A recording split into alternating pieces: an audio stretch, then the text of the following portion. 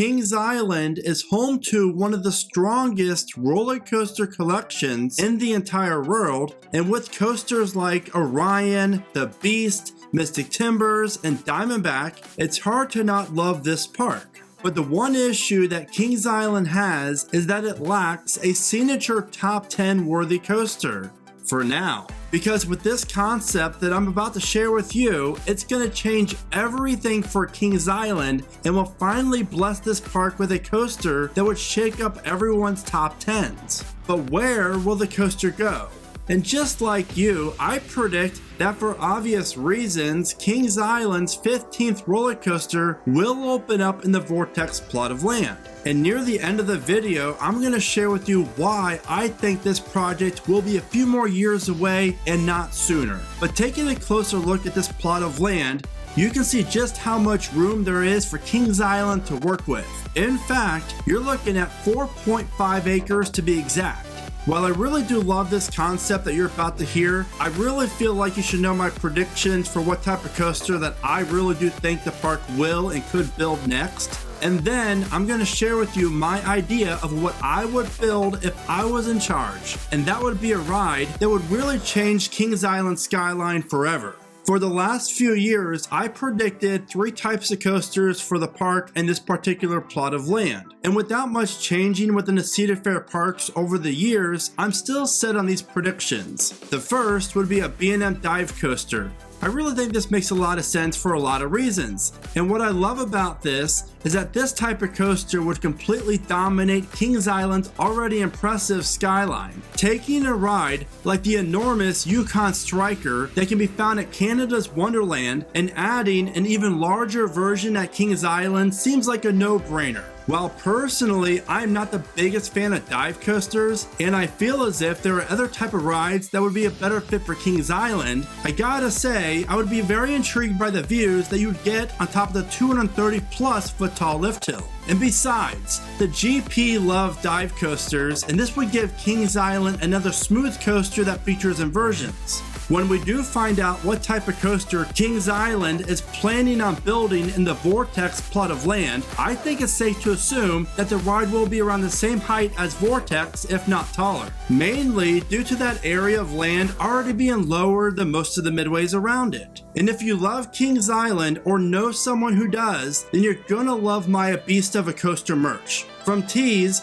tank tops, kids to women's gear, this Beast layout shirt is what I will be wearing when I visit Kings Island this year. And you can find a link for it in the description of this video. Now, if we don't see a dive, then I think we could see a new record-breaking Gerstlauer Infinity Coaster. Hang time at Knott's is wonderful, especially when you add in the Lightning package. Kings Island would also get their first vertical lift coaster, and that is something that would be very unique for the nearby market. And I predict that if this is an infinity coaster, then we are looking at a height of around 175 feet tall or even taller, and I think the layout could include 6 inversions paying homage to Vortex. Now, one thing that I love about the infinity coaster idea is that Kings Island could essentially have some room left over and unused for a future flat ride or attraction down the road. Either way, after riding Hang Time and Monster at Adventureland, these Gerstlauer Infinity Coasters are just a ton of fun, and I'm very excited to see more of these built in the future. Now, before I share with you my last prediction as to what type of coaster that I personally think Kings Island's gonna build, if you're enjoying this video, then be sure to give it a like. Also, I hope you consider becoming the newest Theme Park Prediction subscriber. And if you love Kings Island, then you have to check out some of my other videos about this amazing park located just outside of Cincinnati, and you can find the links for them in the description of this video. When you break down Kings Island's coaster collection, you're going to notice it currently lacks a massive launch coaster. While Flight of Fear and Backlot Stunt Coasters are great rides, they're both getting up there in age, and we are going on 20 years that we last saw Kings Island open a launch coaster. And we know that Cedar Fair loves working with mock rides, and after how successful Copperhead Strike was for Carowinds, I do know for a fact that corporate has talked about this type of coaster for Kings Island. So just imagine a larger version of Copperhead Strike in the Coney Mall area. A ride that focuses on airtime, hang time, inversions, theming, and quick transitions would really benefit the park. Plus, having the coaster launch you at speeds of, let's say, 60 miles an hour, and if there's room in the budget, offering a second launch, could really give Kings Island their best coaster yet. As for the launch coaster, I can see this project coming from Mock Rides, and if that is the case, then I have to wonder, could we see Kings Island open America's largest extreme spinner? Now, if this would happen, we would all be in for a real treat, because these type of coasters are some of the best, and I mean best out there, and Ride to Happiness at Palopsaland is already one of the best coasters in all of Europe. So just think about what this type of coaster would do for Kings Island if it's larger than the Ride to Happiness. If you're planning a trip to Kings Island this year, then you have to check out my ultimate guide video for the park, where you are going to learn about dozens of tips that will make your day so much more enjoyable and, most importantly, save you money and time. You can find the link for that video in the description. While I do think if Kings Island does build the world's largest mock extreme spinner that would have a real chance of becoming a top 10 coaster here in America, there is one other coaster design out there that I feel as if would really skyrocket the park into a whole new playing field when it comes to their coaster lineup.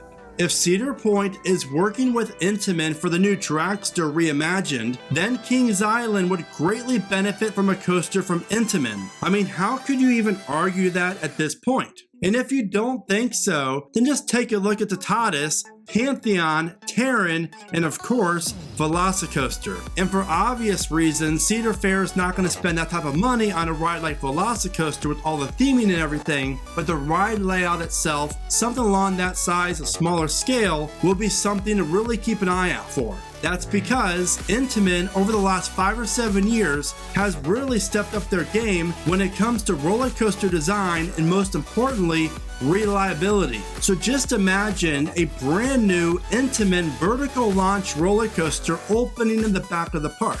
A new coaster that would feature a launched lift hill that you launch going up towards the sky that's over 200 feet tall, followed by a very steep and twisted drop, and the rest of the coaster's layout would border the tree line and run parallel with the beast. As you can see here with this graphic, a ride of this magnitude would finally give Kings Island a potential #1 roller coaster and a staple attraction that the Mason, Ohio park really does lack. And I hope that you're not offended by that comment, because it's not a knock at the coaster collection itself, because KI's collection really is amazing, but it's obvious they could really benefit from a ride of this size and offer another launch coaster at the same time as they introduce an Intamin first. Riders would experience some insane pops of airtime, which is something that Kings Island desperately lacks, quick transitions, multiple inversions, and a coaster that would look best, in my opinion, in the Vortex plot of land. Now the question that you want to know,